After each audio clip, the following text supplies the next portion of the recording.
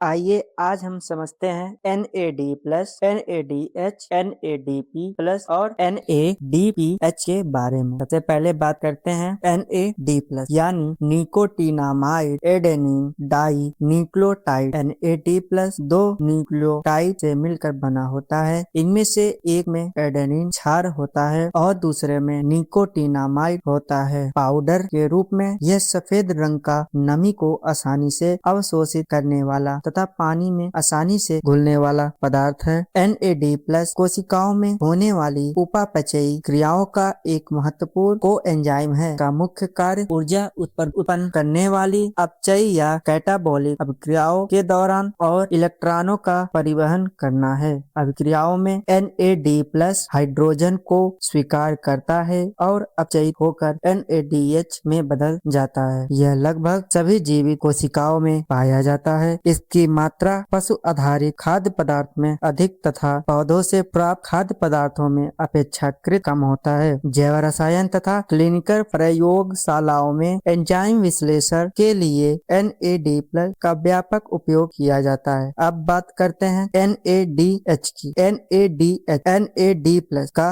अपचयी रूप है। इसका कार्य भी कोशिका में हाइड्रोजन और इलेक्ट्रॉनों का परिवहन करना है। यह ऊर्जा उत्पन्न की प्रक्रियाओं में अत्यंत महत्वपूर्ण भूमिका निभाता है। वर्तमान समय में NADH का उपयोग कुछ डाइटरी सप्लीमेंट्स में किया जाता है। अब जानते हैं NADP+ यानी nicotinamide adenine di nucleotide phosphate के बारे में। NAD+ की संरचना NAD+ से लगभग समान होती है। दोनों में केवल एक अंतर है, NADP+ में एक अतिरिक्त फास्फेट समूह उपस्थित होता है। यह भी हाइड्रोजन का परिवहन करने वाला सह एंजाइम है, लेकिन इसका कार्य मुख्यतः उपापचय या एनाबॉलिक प्रक्रियाओं में होता है। NADP+ उन अभिक्रियाओं के लिए आवश्यक हाइड्रोजन उपलब्ध कराता है जिनमें नए जैविक पदार्थ का निर्माण होता है। यह भी सभी जीवित कोशिकाओं में पाया जाता है तथा प्रयोगशालाओं में एंजाइम विश्लेषण के लिए उपयोग किया जाता है। अब अंत में बात करते हैं NADPH